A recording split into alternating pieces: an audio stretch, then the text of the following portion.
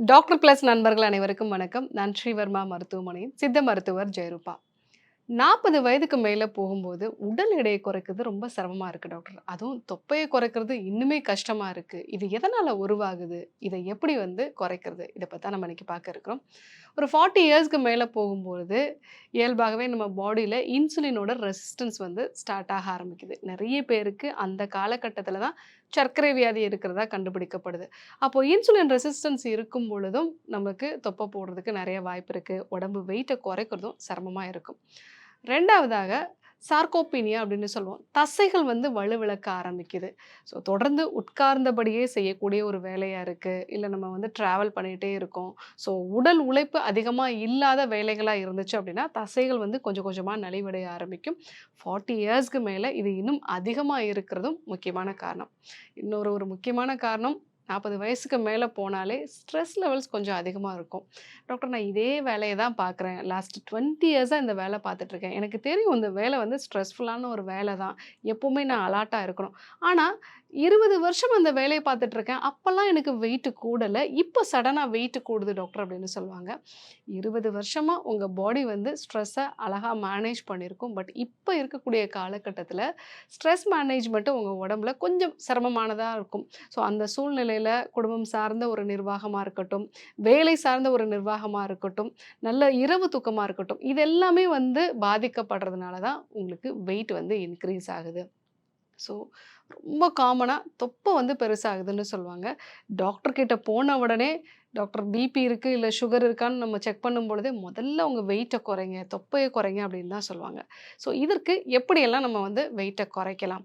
இன்னும் பெண்களா இருந்தாங்க அப்படின்னா, அவங்களுக்கு இந்த ஹார்மோனோட சேஞ்சஸ்னாலயுமே வெயிட் இன்க்ரீஸ் ஆயிட்டே போகும். ஸோ வெயிட்ட எப்படி குறைக்கிறது அப்படின்னு பார்த்தீங்கன்னா, ஸோ ஃபர்ஸ்ட்டு நல்ல புரோட்டீனும், நார்ச்சத்தும் இருக்கக்கூடிய உணவுகள நெறைய எடுத்துக்கோங்க. ஒரு நாளையில காலை உணவாகவே நம்ம நார்ச்சத்தும், புரோட்டீன் இருக்கக்கூடிய உணவுப் பொருட்களும் நெறைய எடுத்துக்கிட்டோம் அப்படின்னாலே, நெறைய கிரேவிங்ஸ் நமக்கு குறைய ஆரம்பிக்கும். காலை உணவாக வேக வச்ச நாட்டுக்கோழி முட்டையோ, இல்ல பயறு வகைகளையோ நம்ம எடுத்துக்கிட்டோம்னா, நம்ம உடம்புக்கு தேவையான அந்த புரோட்டீன் கிடைக்கிறதுனால, அந்த டே ஃபுல்லாவே நம்ம கொஞ்சம் கம்ப்ளீட்டடா நம்ம ஃபீல் பண்ணுவோம். சாட்டிஸ்ஃபைடா ஃபீல் பண்ணுவோம். அடிக்கடி ஃபுட்டு சாப்பிடணுங்கிற அந்த கிரேவிங்ஸ் இருக்காது. ஸோ நார்ச்சத்தும், புரோட்டீன் அதிகமா இருக்கக்கூடிய உணவுப் பொருட்களையும் கண்டிப்பா எடுத்துக்கிட்டோம்னா, உடல் எடையும், தொப்பையும் கொஞ்சம் கொஞ்சமா குறையறத நம்ம பார்க்கலாம். 2வதாக நல்ல இரவு தூக்கம் இருக்க வேண்டியது அவசியம். இரவு தூக்கம் அப்படிங்கிறது ஒரு 8 மணி நேரமாவது தேவையான அளவு இருக்கணும். அதுவும் நைட்டு 10 மணியிலிருந்து காலை 4 மணி வரைக்கும் இருக்கக்கூடிய அந்த தூக்கம் தான் உங்க உடம்புல தேவையில்லாத கழிவுகள வெளியேற்றும். ஸோ சில பேர் சொல்லுவாங்க, "நான் நைட்டு 12 மணிக்கு தூங்குவேன் டாக்டர். காலையில 8 மணி வரைக்கும் நான் தூங்குவேன். 8 மணி நேரம் எனக்கு இருக்குல்ல" அப்படின்னு சொல்லுவாங்க. ஆனா நைட்டு 10லேருந்து 4 மணி வரைக்கும் தான் நம்ம கல்லீரல் புதுப்பிக்கக்கூடிய ஒரு டைம். ஸோ அப்பதான் உடம்புல தேவையில்லாத கழிவுகள் வெளியாகும். மெலட்டோனின் அப்பதான் செக்ரேட் ஆகும். குரோத் ஹார்மோன் அப்பல்லாம் செக்ரேட் ஆகும். ஸோ அந்த டைம்ல நமக்கு தூக்கம் கரெக்ட்டா இருந்துச்சு அப்படின்னா, பசிய உருவாக்கக்கூடிய கெர்லின் அந்த ஹார்மோன்ங்கிற ஒரு அளவு குறைய ஆரம்பிக்கும்.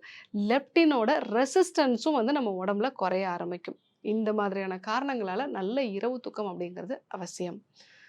3வதாக உடம்புல இன்ஃப்ளமேஷன குறைக்கிறதுக்கான உணவுப் பொருட்கள அதிகமா எடுத்துக்கணும். மஞ்சள், மிளகு, பூண்டு இதெல்லாம் நம்ம அடிக்கடி உணவுல சேர்த்துக்கணும்.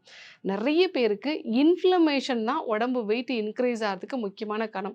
இன்ஃப்ளமேஷன் இருக்கிறத எப்படி தெரிஞ்சுக்கிறது? உடம்புல ஏதாவது ஒரு வலி இருந்துகிட்டே இருக்கும். எப்பவுமே செரிமான கோளாறு இருந்துட்டே இருக்கும். உடம்பு ரொம்ப ஹீட்டாவே இருக்கும். மன அழுத்தமும் அதிகமா இருக்கும். இதான் இன்ஃப்ளமேஷன் இருக்கிறதுக்கான முக்கியமான காரணம். ஸோ அது கூட உடம்பு வெயிட்டும் இன்க்ரீஸ் ஆகுது அப்படின்னா, இன்ஃப்ளமேஷன குறைக்கிறதுக்கான நான் இந்த உணவுகள்லாம் சொல்லியிருக்கேன் இல்லைங்களா? இதெல்லாம் அதிகமா எடுத்துக்க வேண்டியது அவசியம். 4வதாக ஸ்ட்ரெஸ் மேனேஜ்மெண்ட்.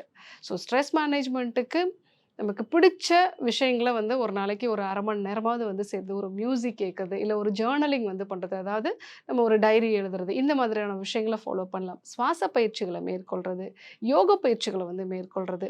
இதெல்லாம் நம்ம ஃபாலோ பண்ணோம் அப்படின்னாலே, நமக்கு அந்த ஸ்ட்ரெஸ்ஸோட லெவல் குறைய ஆரம்பிக்கும். இது 40 வயசுக்கு மேல கண்டிப்பா நம்ம ஃபாலோ பண்ணணும். ஏன்னா, ஸ்ட்ரெஸ் அதிகமா இருக்கும் பொழுது எல்லாமே பாடியில கார்ட்டிசால்ங்கிற ஹார்மோனோட அளவு அதிகமாகும் பொழுது, அது உடல்ல இருக்கக்கூடிய கொழுப்புகள தான் அதிகமா உருவாக்கும். அத எனர்ஜியா கன்வெர்ட் பண்ண விடாது. ஸோ அதனால தான் நெறைய பேருக்கு வெயிட்ட குறைக்கிறது ரொம்பவே சிரமமா இருக்கு. 5வதாக ஏதாவது தசைகளுக்கு வலுவாக்கக்கூடிய பயிற்சிகள நம்ம வந்து சொல்லணும். அதாவது சின்ன சின்ன எடை தூக்கக்கூடிய பயிற்சி. நம்ம ரெஸ்ட்ல தான் இப்பலாம் வந்து பெரும்பாலும் இருக்கோம். ஒரு நாளைக்கு 8 மணி நேரம் வேலை அப்படிங்கிறது உட்கார்ந்தபடியான ஒரு வேலையா தான் இருக்கு. நம்ம ரெஸ்ட்ல இருக்கும்போதும் கூட தசைகள்ல வந்து கொழுப்பு எரிக்கப்படணும் அப்படின்னா, தசைகளுக்கான பயிற்சிய நம்ம வந்து பண்ணணும். இந்த எடை தூக்கும் பயிற்சி தான் உங்களுக்கு நிரந்தரமான வெயிட் லாஸ்க்கு ரொம்பவே யூஸ்ஃபுல்லா இருக்கும். இந்த 5 விஷயங்கள கண்டிப்பா ஃபாலோ பண்ணுங்க. நம்ம என்னென்ன தவறுகள்லாம் பண்றோம்? வாக்கிங் போனாலே எனக்கு வந்து வெயிட் குறைஞ்சிரும்னு நினைக்கிறது. வாக்கிங் வந்து அவசியம் தான். அது வந்து ஒரு கார்டியோ எக்ஸர்சைஸ் நம்ம சொல்லுவோம். உங்களுடைய இதய துடிப்ப அதிகப்படுத்தக்கூடிய ஒரு விஷயம் தான். ஒரு நாளைக்கு 45 நிமிஷம் நடைப்பயிற்சி அப்படிங்கிறது உங்களோட ஸ்ட்ரெஸ் ஹார்மோன குறைக்கும். இந்த மாரி நெறைய விஷயத்துக்கு நல்லது. ஆனால் நடக்கிறது மட்டும் பத்தாது. கண்டிப்பாக நீங்க எடை தூக்கக்கூடிய பயிற்சிகள், அதே மாரி யோக பயிற்சிகள் இதெல்லாம் வந்து பண்ணணும். 2வதா பட்னி இருந்தா எனக்கு வந்து வெயிட் குறைஞ்சிரும்னு நினைக்கிறது. நெறைய பெண்கள் பண்ணக்கூடிய ஒரு தப்பு தான். நீங்க காலை உணவ தவிர்க்கிறீங்க. நைட்ல வந்து நீங்க உணவு சாப்பிடாம இருக்கீங்க.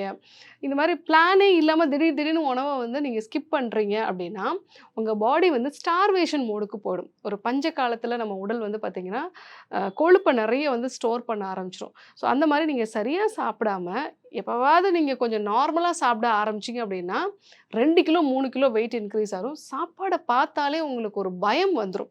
பசிக்கும் ஆனா சாப்பிட முடியாது. இதுவும் வந்து ஸ்ட்ரெஸ்ஸ அதிகப்படுத்தக்கூடிய ஒரு விஷயமா இருக்கும். ஸோ நீங்க ஹெல்த்தியா அந்த கரெக்ட்டான டைம்ல சாப்பிட வேண்டியது அவசியம். பட்டினி இருத்தல்ங்கிறது கூடாது. அதேபோல நெறைய பேர் பண்ணக்கூடிய ஒரு தவறு என்ன அப்டின்னா, இந்த சில விஷயங்களெல்லாம் வந்து நம்ம எக்ஸ்ட்ராலாம் அப்ளை பண்ணா நமக்கு வெயிட் குறையும் அப்டிங்கிறது. ஸோ அந்த மாரியான விஷயங்களும் வந்து தவறு.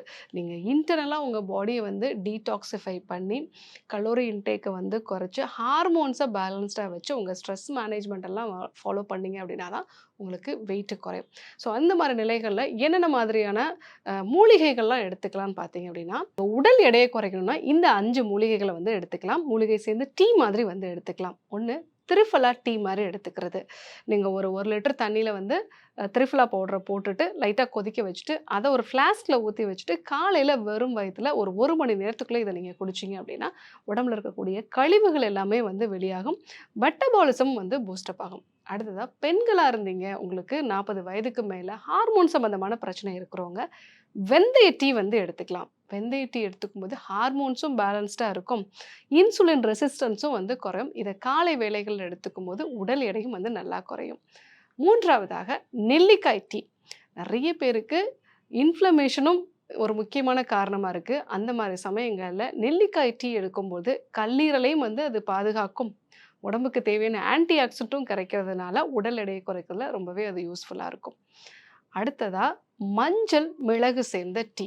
1/4 டீஸ்பூன் அளவுக்கு மஞ்சள், 1 பிஞ்ச் அளவுக்கு மிளகு சேர்த்து டீ மாதிரி நீங்க வந்து எடுத்துக்கும்போது, உடம்புல இருக்கக்கூடிய இன்ஃப்ளமேஷன்லாம் குறையிறதுனால, உங்களுடைய வெயிட்டும் நல்லா குறைய ஆரம்பிக்கும். அடுத்ததா அமுக்குரா சேர்ந்த பால் வந்து எடுத்துக்கலாம்.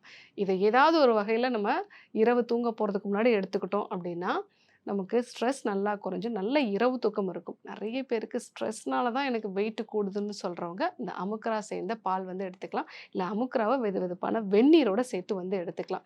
இந்த 5 மூலிகைகளையும் நீங்க பயன்படுத்தும்போது, உடல் எடையும் வந்து குறையிறத பார்க்கலாம்.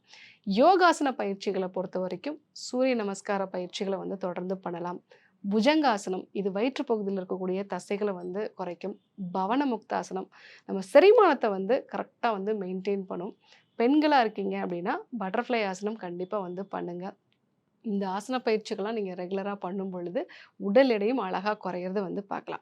40 வயதுக்கு மேல உடம்பு வெயிட்ட குறைக்கவே முடியல அப்படின்னு நெறைய பேர் வந்து சொல்றாங்க. சில பேர் என்ன சொல்றாங்கன்னா, "இது பரம்பரையா இப்படிதான் டாக்டர் இருக்கு. எங்க அம்மாலாம் 40 வயசுக்கு மேல வந்து வெயிட் கொஞ்சம் போட்டுட்டாங்க." ஸோ அப்படிலாம் கிடையாது. நான் சொன்ன இந்த விஷயங்களெல்லாம் நீங்க ஃபாலோ பண்ணீங்க அப்படின்னா, கண்டிப்பா வந்து வெயிட் குறைச்சுக்க முடியும். அது கூட டீடாக்ஸ் பண்ண வேண்டியதும் அவசியம். டீடாக்ஸும் நீங்க பண்ணிட்டு, ஸ்ட்ரீஸ்லீம் வகையான கேப்சூல்ஸும் வந்து எடுத்துக்கிட்டீங்க அப்படின்னா, உடல் எடை குறையிறத நீங்க கண்கூடா வந்து பார்க்கலாம். ஸோ இன்னைக்கு 40 வயதுக்கு மேல இருக்கிறவங்களுக்கு எதனால உடல் எடை அதிகமாகுது? இத குறைக்கிறதுல என்னென்ன சிரமங்கள்லாம் இருக்கு? எதெல்லாம் நம்ம ஃபாலோ பண்றதன் மூலமாக உடல் எடையை குறைச்சுக்க முடியும்? இதெல்லாம் நம்ம வந்து பார்த்தோம். இதே போன்று இன்னொரு அற்புதமான தகவலோட உங்கள சந்திக்கிறேன். நன்றி, வணக்கம்.